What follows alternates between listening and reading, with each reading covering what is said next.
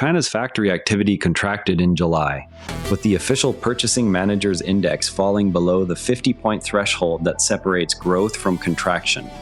New orders and output both declined, pointing to weaker domestic and export demand at a time when global trade faces ongoing uncertainty from tariffs and shifting supply chains. Separate private sector surveys had already signaled similar softness in manufacturing before the official release. Reuters reported the contraction as unexpected and tied to faltering demand, framing it as a signal that China's post-pandemic recovery remains fragile after earlier stimulus rounds. Chinese state media have emphasized external pressures such as trade restrictions, while highlighting government stimulus measures already in place to support industrial output. Economists at international banks note that the reading aligns with earlier private sector surveys showing similar weakness in manufacturing, particularly in export-oriented sectors. The data also coincide with reports of softer global commodity prices that often track Chinese industrial demand. What happens next? Analysts will watch the next monthly reading and any additional stimulus announcements to gauge whether the weakness spreads further into employment and investment. Shifting now to a developing story in Africa. A rights group reported that forces from Russia's Africa Corps carried out an attack in Mali that killed civilians in what it described as an indiscriminate operation. The incident adds to concerns about the conduct of Russian-linked forces operating in the Sahel region. Reuters cited the rights group's documentation of the attack, including witness accounts of civilian casualties and the use of unguided munitions. Russian officials have previously described their Africa Corps presence as support for partner governments against insurgencies in the region. Sahel-based analysts point to the broader pattern of foreign forces filling security gaps left by earlier international withdrawals from Mali and neighboring states. Local authorities have not yet issued a detailed public response. Next, a statement from Hamas on disarmament in Gaza. Hamas stated it would disarm in Gaza following an announcement by former President Trump of a proposed Board of Peace plan. The announcement was issued through Hamas media channels and referenced the proposed governance structure. BBC News reported the Hamas announcement and noted the absence of an immediate Israeli response, placing it within the wider sequence of truce proposals that have circulated since earlier this year. Palestinian officials have framed the move as a potential step toward ending the current conflict and allowing reconstruction to begin. Israeli security analysts stress that any disarmament would require verifiable implementation mechanisms and third-party oversight. U.S. officials involved in the plan have described it as an attempt to create new governance structures that could replace existing arrangements in Gaza. One position holds that Hamas's stated willingness to disarm reflects a pragmatic recognition that continued armed confrontation has become unsustainable for Gaza's population and that external oversight could provide a path to reconstruction. The strongest version of this view emphasizes that verifiable steps toward demilitarization would reduce the risk of renewed cycles of violence and allow resources to shift toward civilian needs such as housing and infrastructure.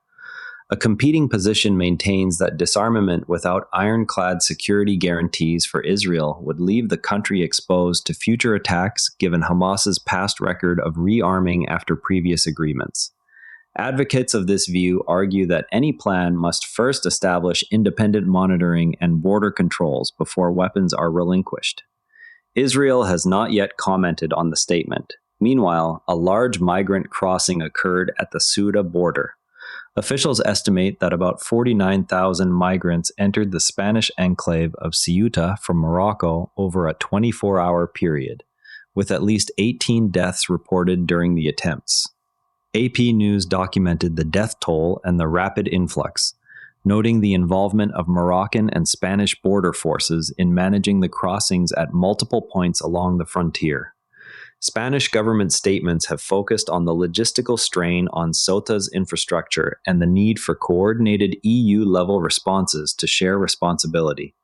Moroccan officials have described the flows as driven by economic hardship and instability in origin countries further south.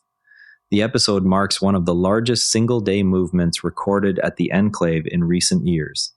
Spanish local authorities have requested additional support from the national government. In currency markets, the Indian rupee strengthened to a 3-week high. The gain was supported by purchases from state-run banks, lower oil prices, and a weaker US dollar. Reuters attributed the gain to coordinated buying by public sector banks and softer energy prices that reduced import pressure on the current account. Indian exporters have welcomed the firmer currency for reducing import costs on capital goods and intermediate inputs.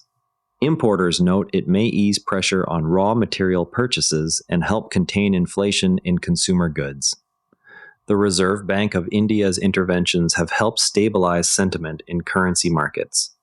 Traders are watching for further moves in global oil and dollar trends. South Korea's Kospi index rose nearly 18% in a single day. The gain was its biggest on record and came as AI-related stocks recovered from earlier sharp losses. AP News linked the jump to renewed investor interest in semiconductor and AI companies after recent sell-offs driven by global rate concerns. Korean financial regulators have noted the importance of orderly trading during such swings to prevent excessive leverage buildup. Global fund managers have cited improving sentiment around artificial intelligence supply chains as a contributing factor to the broad-based rally across chip makers and related suppliers. Market participants are monitoring whether the surge holds in coming sessions. Now, some progress worth knowing about. Investigators identified one of the world's largest illegal gambling operations routing hundreds of millions of dollars in cryptocurrency through an office in Dubai as part of a broader $4 billion Iranian sanctions evasion scheme. Reuters documented the network's structure and its connection to sanctions circumvention, drawing on transaction records and corporate filings that traced funds across several continents. Financial crime specialists have pointed to the use of crypto as a way to move value outside conventional banking channels that are subject to stricter reporting. Dubai regulators have stated they are cooperating with international inquiries into the matter and reviewing licensing rules for crypto service providers. Authorities in multiple jurisdictions are now reviewing the evidence. Now, to really understand this story, there's something most coverage leaves out. Most coverage of factory slowdowns treats the monthly Purchasing Managers Index as a simple up or down signal. Yet the index is built from a survey of purchasing managers who answer questions about new orders, output, employment, and inventories on a scale that produces a single diffusion number. When the headline figure drops below 50, it means more firms reported contraction than expansion in the previous month. But the underlying components can move in different directions, revealing whether weakness is concentrated in exports, domestic demand, or hiring plans. The survey is conducted by a private firm in many countries and by official statistical agencies in others, so timing, sample size, and seasonal adjustments differ and can produce conflicting readings even for the same economy. In China, the official version draws from a larger state-linked sample, while a separate private gauge often shows sharper swings.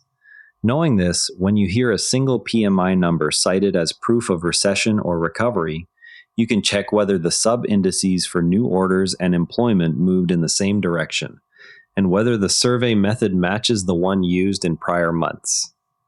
The concrete thing to verify next time is whether the reporting agency publishes the full component breakdown and the response rate for that month's survey so readers can judge how representative the headline number actually is. If you want to go deeper on China's factory slowdown, compare how Reuters and AP News are covering today's lead story. Tomorrow, watch for any updates on coordination between Spanish and Moroccan authorities at the Ceuta border. That's Omni View. The news can feel heavy, but understanding what's actually happening and what's being done about it beats doom scrolling every time. Stay curious. Pick one story from today and read it from a second outlet you don't usually open. If balanced perspectives are valuable to you, share this with a friend and subscribe wherever you listen. See you tomorrow.